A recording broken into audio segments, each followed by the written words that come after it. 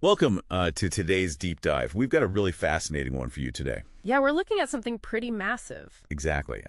We are exploring the maritime industry's biggest transformation since, well, basically since the shift from sail to steam. It's a huge deal. It really is. And our mission today is to map out this incredible shift by focusing on the ARA region. Right, so that's Amsterdam, Rotterdam, and Antwerp. Yeah, that whole corridor is basically serving as a living laboratory for the future of global shipping.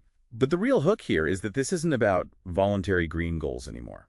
Right, for a long time, the industry just relied on those voluntary targets. Yeah, doing it for the PR. Pretty much. But now it's a forced evolution. The regulatory landscape has completely shifted. Okay, let's unpack this because the new rules detailed in our sources, like Fuel EU Maritime and the EU ETS emissions tax, they are incredibly strict. They are. And what's really fascinating is how they actually measure the compliance. Regulators are now using well-to-wake accounting.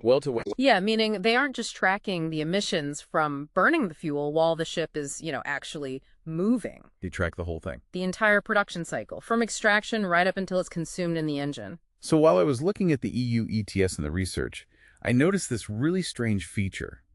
The pooling mechanism. Oh, the pooling loophole. Yeah. Wait, so a clean ship running on 100% green fuel can essentially act as a carbon offset for an older, dirtier ship, Right. just by selling its overcompliance credits. Is that actually reducing total emissions? It is, because the total emissions cap for the region still shrinks overall. But more importantly, it creates this direct financial incentive. It turns sustainability into a highly profitable revenue stream. Exactly. And that profitability is what's really driving these immediate changes in fuel choices. Which brings us to the actual fuels. According to the data we have, methanol is taking an early lead over hydrogen. Mainly due to basic physical realities. Methanol stays liquid at room temperature. Right. The sources show that in 2025 alone, the Port of Rotterdam saw biomethanol sales actually triple. They hit 12,000 tons. Storing liquid hydrogen, by comparison, costs about $200 per kilogram because it requires cooling to a staggering minus 253 degrees Celsius. That is insane. And if you try to store it as a gas instead, the cost skyrockets to around $1,000 per kilogram. Plus, those physical tanks take up twice as much valuable cargo space. So it's just a logistics nightmare.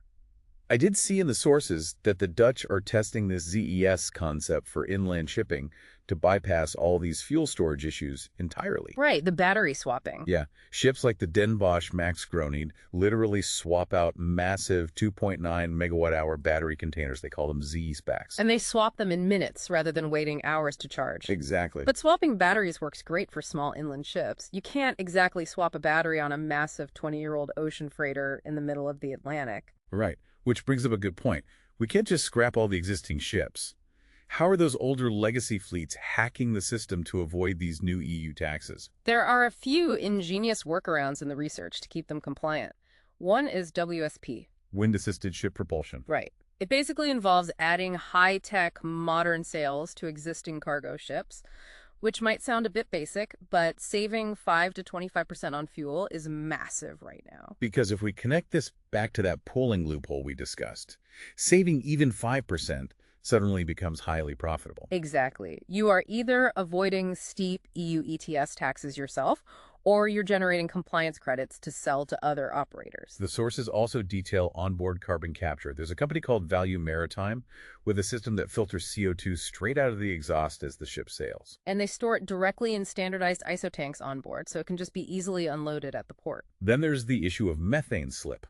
Liquid natural gas has been a popular transition fuel, but escaping unburned methane is a super potent greenhouse gas. But there is progress there, too. In May 2025, tests on the ship Rimae achieved a massive 98% reduction in that methane slip. Just by tweaking the engine and adding a specific catalyst, right? That's right. So why does all this matter to you listening at home?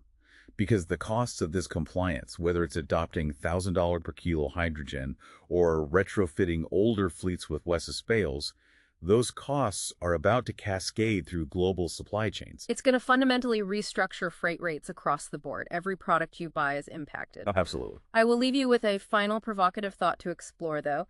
The sources note that Damen Shipyards is piloting material passports to track every single component of a ship for circular recycling. Every bolt and beam. Exactly.